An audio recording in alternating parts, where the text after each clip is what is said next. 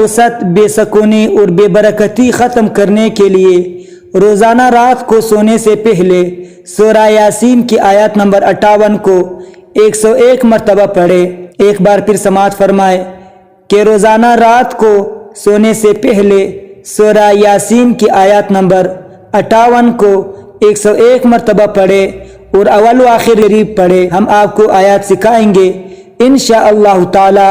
اس عمل اور وظیفے کے برکت سے گھر میں نور و سکون اور برکت محسوس کریں گے اور عبادات میں بھی دل لگے گا، اور گھر کے جو پریشانیاں ہیں، گھریلو جھگڑے ہے، گھریلو پریشانی ہے، معاشی تنگی ہے، انہیں 11 مرتبہ درود شریف پڑھے سونے سے پہلے۔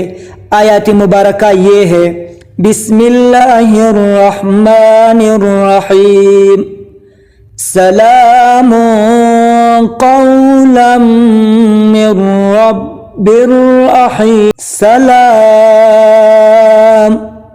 قولا من رب رحیم۔